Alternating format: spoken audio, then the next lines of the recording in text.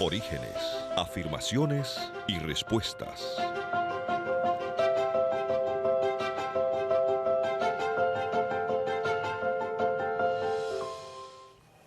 Hola, nuevamente nuestro programa Los Orígenes, con afirmaciones y respuestas, buscando temas de interés en el ámbito creacionista y lo que nosotros tenemos como respuesta a las postulaciones que tiene el evolucionismo. Hoy día vamos a ver lo que Darwin pensaba, por qué lo pensaba, qué ideas tenía. Y quiero citar primero un texto bíblico, Romanos 1, 21 al 25. Pues habiendo conocido a Dios, no le glorificaron como a Dios ni le dieron gracias, sino se envanecieron en sus razonamientos y su necio corazón fue entenebrecido, profesando ser sabios, se hicieron necios, ya que cambiaron la verdad de Dios por la mentira, honrando y dando culto a las criaturas antes que al Creador, el cual es bendito por los siglos. Amén. Existe un libro que se llama Viaje a lo Sobrenatural, escrito por Roger Morneau. Este libro nos muestra lo que pasó mucho tiempo atrás en un concilio de los enemigos de Dios, de los demonios, porque él tuvo mucha relación con la iglesia de Satanás antes de convertirse al cristianismo realmente. Y dejó una enseñanza muy interesante por ahí por la página 53. Habla de cómo fueron los planes de los enemigos de Dios de destruir la Biblia sin acabar con ella en realidad. Destruirla pero no quemarla. ¿Y cómo lo hacen? ¿Cuál era el método? Era alejar el pensamiento de Dios de las mentes de millones de personas por medio de la teoría de la evolución. Es decir, la teoría de la evolución fue pensada, fue introducida dentro de todo este mundo para alejar la mente de la Biblia, no para otra cosa.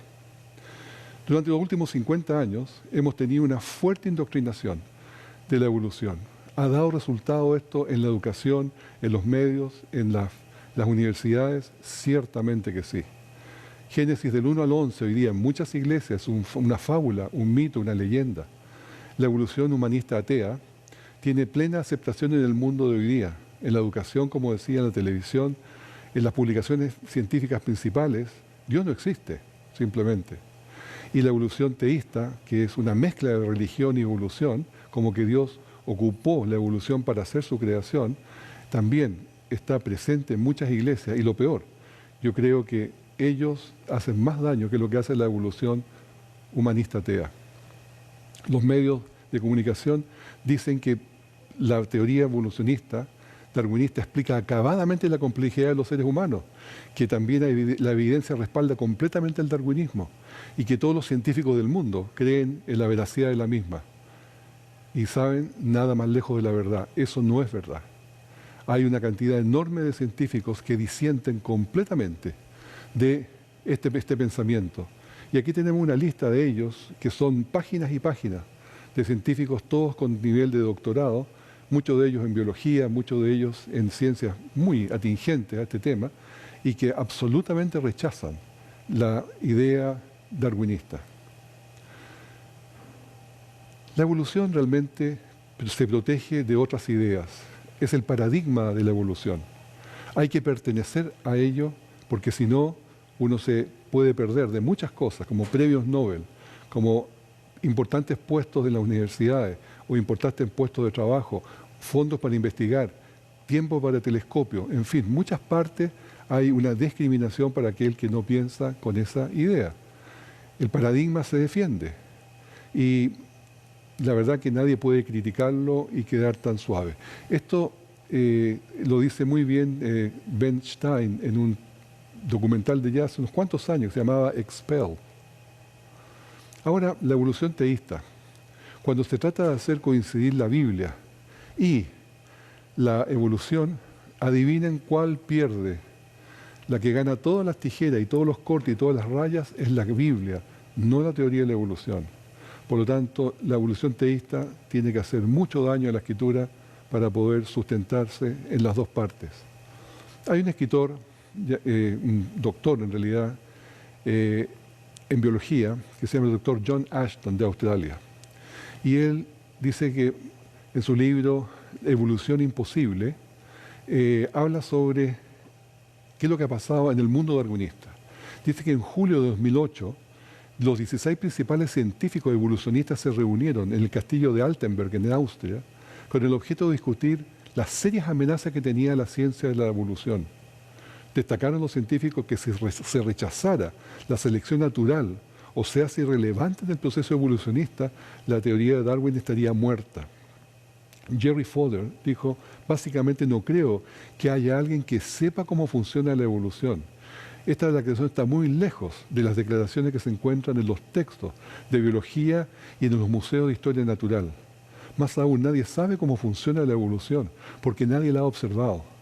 El debate científico sobre el mecanismo de la evolución demuestra que la evolución es un hecho, no es un hecho probado, es un anhelo de la ciencia, una experiencia con enormes evidencias en contra. Y quiero mostrarles ahora un clip del doctor Damadian, que él fue el inventor del escáner de MRI que se llama, y de resonancia magnética, y él tuvo la negación del premio Nobel pese a ser descubridor de esto. Se lo dieron a su equipo y no a él. Pero escuchemos las palabras del doctor Damadian. I am a young Earth creation scientist and believe that God created the world in 6 24-hour days, just as recorded in the book of Genesis. By God's grace and the devoted prayers of my godly mother-in-law, I invented the MRI scanner in 1969. The idea that scientists who believe the Earth is 6,000 years old cannot do real science is simply wrong. Efectivamente, el doctor Damadian recibió por esta invención en el año 1988 el premio Ronald Reagan, pero de parte del presidente Ronald Reagan, perdón, la Medalla Nacional de Tecnología. Después, en 1989, también fue puesto en la Galería de la Fama de los Inventores Nacionales, junto a Thomas Edison, Alexander Graham Bell, Samuel Morse y los hermanos Wright. Y el primer escáner que él produjo, que se llamaba el Indomable, fue puesto y está en el Museo Smithsonian. Y en marzo de 2004 también se le entregó una medalla del Instituto Franklin. Es un hombre que fue muy reconocido, pero se le negó, como digo, el premio Nobel por razones que desconozco. Hay un hombre que se llama Frank Sindler, es un doctor en teología, doctor en Biblia, pero él es ateo. Y dice, el golpe más grande que la biología le ha dado al cristianismo ha sido el descubrimiento de la evolución biológica. Ahora sabemos que Adán y Eva nunca fueron gente real. El mito central del cristianismo es destruido. Y si nunca existió Adán y Eva, nunca hubo un pecado original. Y si nunca hubo un pecado original, ¿qué? No hay necesidad de salvación. Y si no hay necesidad de salvación, no necesitamos al Salvador. Con esto concluyo, dice Frank Sindler, que Jesús histórico queda desempleado. Creo que la evolución es absolutamente un golpe de muerte para el cristianismo. Esto acá lo estoy poniendo en relevancia para que nos demos cuenta que esta idea de la evolución no es compatible con las ideas bíblicas, con las ideas del cristianismo. No hay una compatibilidad. Más aún, miremos lo que dijo Richard Dawkins, que, repito, es un activo escritor y defensor de la evolución. Y lo dijo en una entrevista que le hicieron en marzo del 2011. Creo que los cristianos creacionistas están en lo correcto al ver la evolución como un enemigo. Hay una profunda incompatibilidad entre la evolución y el cristianismo. Hay sofisticados teólogos que son evolucionistas teístas que están felices aceptando la evolución, pero ellos están en un error y llama a estos evolucionistas teístas como tontos útiles, que destruyen su propia fe. Así los ven a los evolucionistas teístas. El cientismo trata de entrarse por todas partes y tratando de hacer como que la parte espiritual no existe. No existe nada que no sea lo material, que el mundo espiritual es irrelevante y no existente. Pero eso no es así. Esa es una perversión de la ciencia, porque verdaderamente la ciencia debería restringirse a su mundo físico natural de la realidad. Cuando miramos, por ejemplo, este cartoon, podemos ver una serie de anzuelos y dos padres peces hablando que no te preocupes, nuestros hijos están en la iglesia y esto no les va a afectar. ¿Qué no les va a afectar? Todas las enseñanzas de que no hay creador, que la evolución es verdad, que existen los hombres monos, que la Biblia no es verdad, que hay millones de años en todas partes, que los dinosaurios son pájaros, todo eso no les va a afectar, sí les va a afectar y muchísimo. En realidad los niños ya están enganchados con algunas de estas ideas y después se van de la iglesia, porque piensan que todo lo que estamos diciendo es irrelevante, pero llevados no por la verdad. Quiero ahora mostrarles a un hombre que es extraordinario, un doctor Ernest Chain, premio Nobel por el desarrollo de la penicilina. Y él dice que la razón principal por la cual él rechazó la evolución es porque es una hipótesis no basada en evidencia y es irreconciliable con los hechos. Estas teorías evolucionistas son una grosera sobresimplificación de un montón de hechos inmensamente complejos e intrincados, y me sorprende, dice el Dr. Chain, que sean tragados tan rápidamente y sin crítica, y por tanto tiempo, por tantos científicos, sin un murmullo de protesta. Pone las cosas muy en claro. Otro doctor, Richard Lowenthal, dice, el doctor Lowenthal, dice que no importa todo lo absurdo que sea lo que plantea la evolución, pero no se le puede permitir a Dios poner el pie divino en la puerta. O sea, no hay que dejarlo entrar, básicamente.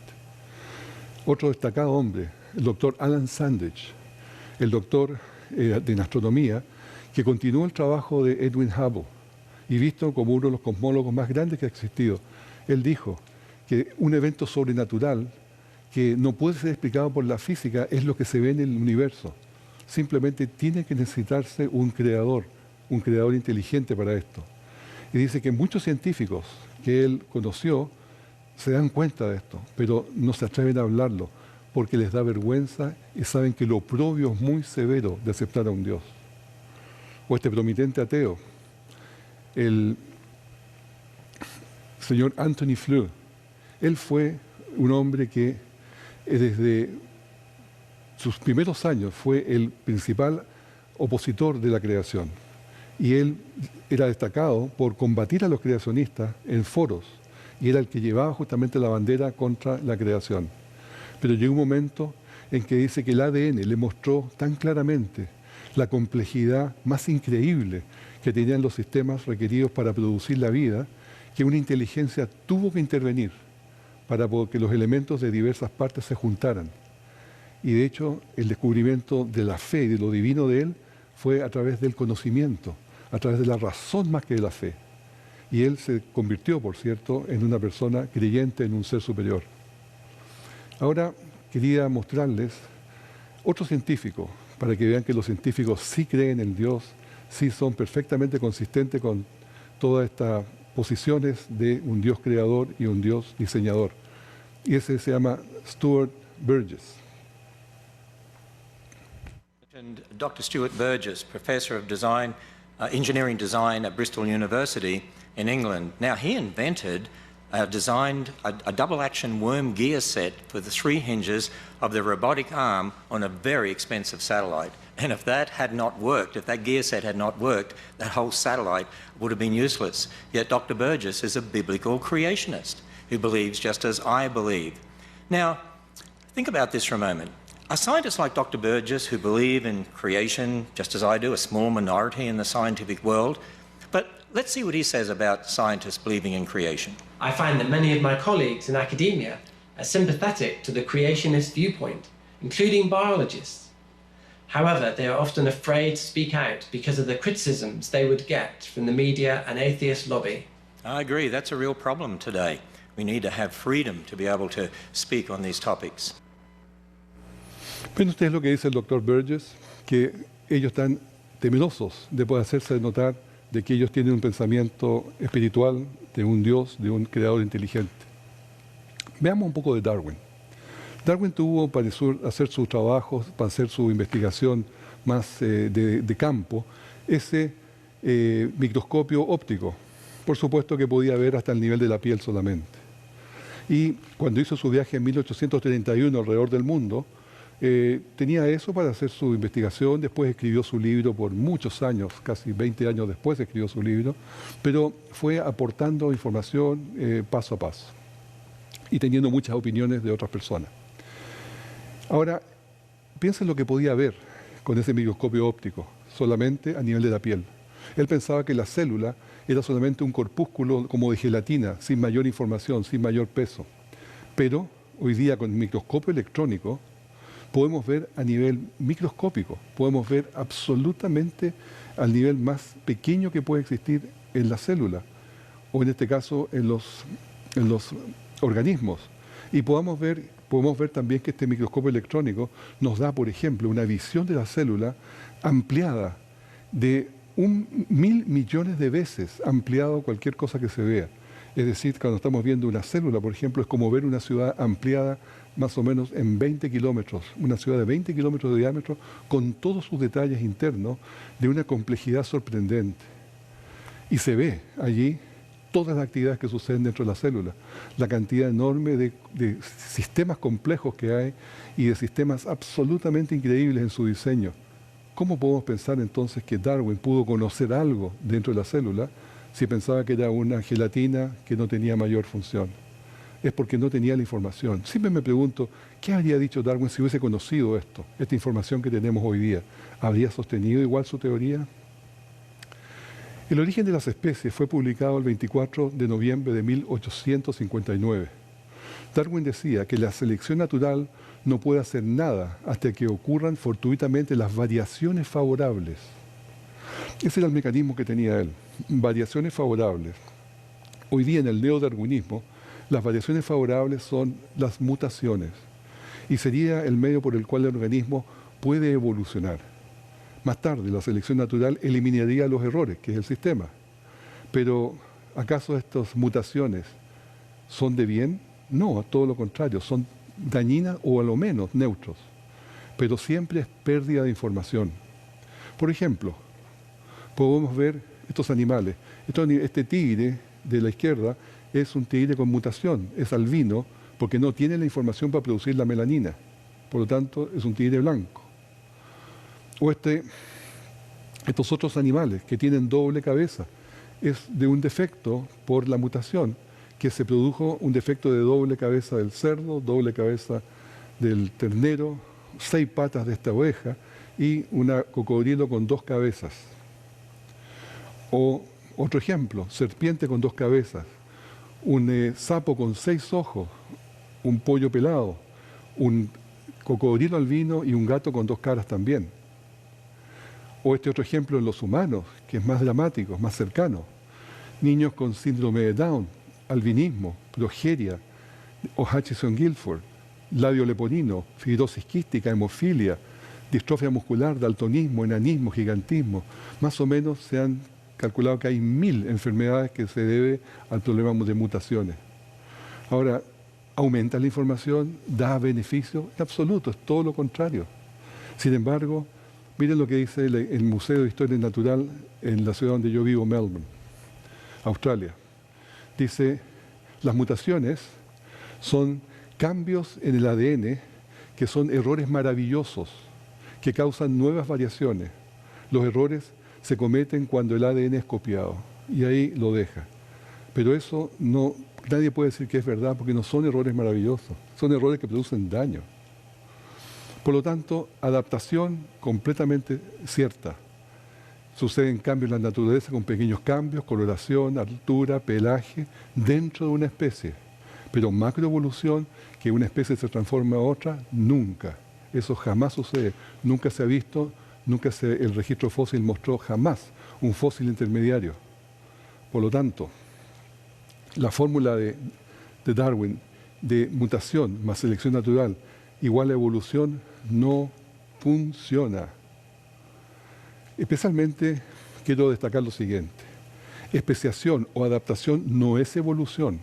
Cuando un animal le crece pelo o un animal tiene en las sucesivas generaciones más abajo, le crecen mejor las orejas, es porque tuvo una selección natural para funcionar mejor. Y los otros murieron, simplemente, los que no funcionaron bien. Pero eso no es evolución, eso es adaptación dentro de la misma especie, que no hay que confundir. Por ejemplo, lo que estamos viendo acá en este cuadro, el zorro del Ártico, el canis familiares, el perro salvaje africano, el lobo salvaje, el dingo y el coyote, son todos perros.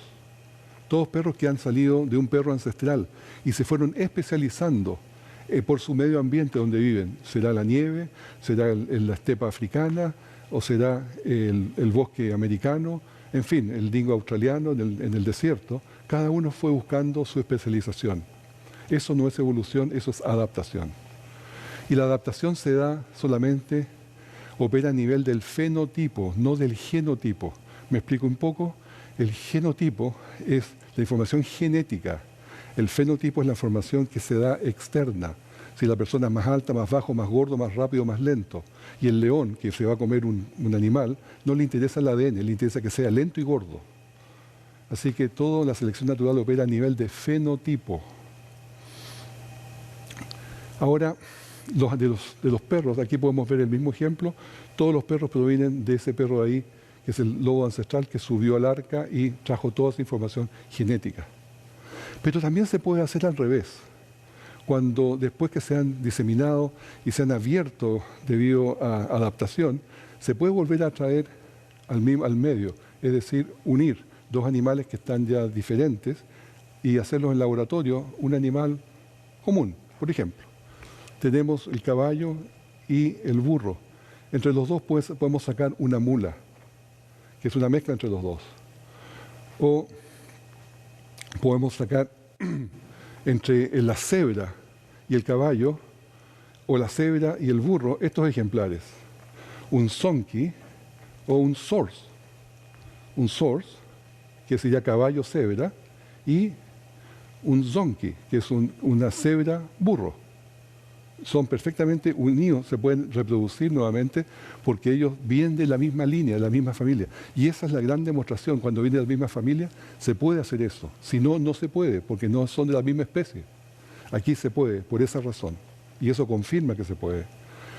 Y, por ejemplo, el león y el leopardo también se pueden genéticamente reproducir, y se produce un leopón. O el siguiente es un león y una tigresa. Y con eso se logra un ligre. Ahí tenemos la reproducción del ligre. Y también una llama y un camello se pueden reproducir y tener como resultado ese animalito chico que está allí, que es después más grande, una cama, una mezcla de los dos porque son los dos camélidos. Y así, se puede experimentar en muchas partes, todo es en laboratorio, no es forma natural, por cierto. E incluso perros muy grandes, muy chicos, como el chihuahua y el gran danés, también se pueden cruzar en laboratorio. Y saldrá algo intermedio, ¿no es cierto? Bueno, hablé un poco de los fósiles intermediarios hace un momento. Darwin tenía una esperanza, que hubiera muchos fósiles intermediarios. Pero la teoría de la evolución hoy día dice que los fósiles dan la más directa evidencia que la evolución sucede.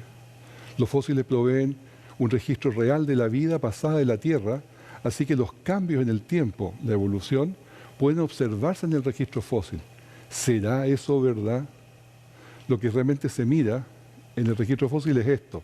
Supuestamente, según la idea de Darwin, sería el árbol de la vida, que de una vida original sale toda la vida en estos grandes árboles de la vida con ramas para todos lados, entre los cuantos está el hombre allá arriba, pero por supuesto pariente de todo el resto.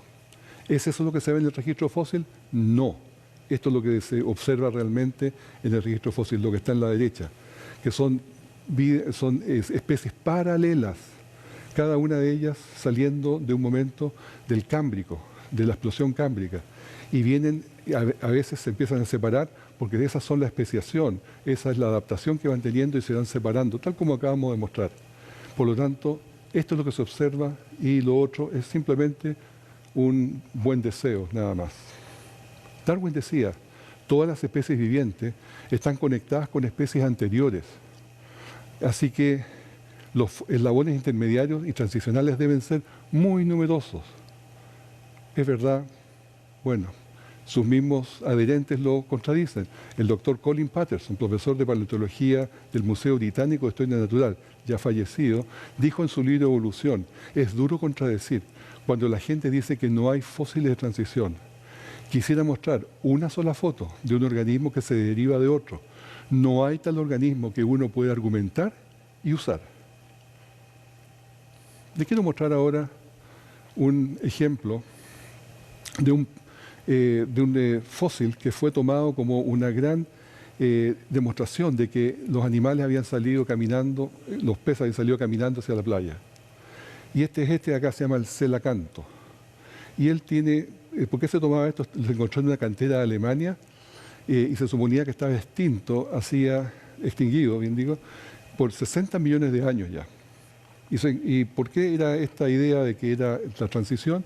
Porque tenía unos huesos en la aleta, donde está la flecha amarilla, hay unos huesos que se destacan más acá abajo. Y esos huesos dicen, estas son las patas que se están formando para salir caminando con sus patas. Bueno, eso fue la historia, pero al poco tiempo, en 1938, se descubrió en Sudáfrica este mismo pez, el celacanto, enredado en una red de pescadores. Allí está el ejemplar que se descubrió. Después, posteriormente, en el año 1952, se recuperó un segundo pez en las Islas Comoros, allí por África. Y ahí tenemos el pez que se recuperó, bastante grande, sólido, igual a ese que estaba impreso en la cantera de Alemania, con las mismas aletas, con la misma cola, con la misma columna hueca. En fin, es un pez bastante especial, a propósito. Después se encontraron otros ejemplares y finalmente en 1987 un equipo del National Geographic bajó en un submarino a 200 metros de profundidad para encontrarlo. Y allí estaba el celacanto, nadando perfectamente bien, con sus aletas, las mismas aletas, con los mismos huesos, nunca con patas, nunca haciendo las funciones que se pensaba que había, sino que era un fósil vivo y no una prueba de la evolución. Este animal, que se destacó tanto, hoy día todavía está en los museos, está en el Museo Australiano de Sydney, y dice allí que es uno de los parientes más cercanos de los tetrápodos, vertebrados de 4 patas, incluyéndonos a nosotros. Todavía afirman la misma idea. Bueno, termino con la declaración de Apocalipsis 14:6. Y vi volar otro ángel con el Evangelio eterno, para predicarlo a toda nación, diciendo a gran voz, temed a Dios y dadle gloria. Y adorad a aquel que hizo el cielo, la tierra, el mar y la fuente de las aguas. Nos lleva esta declaración a adorar a nuestro Creador, al único que merece adoración, el único que es verdadero, el único que ha sido revelado para decirnos qué es la verdad de nuestra creación, de lo que nos ha dado, y gracias a Él por ese testimonio que tenemos en la naturaleza.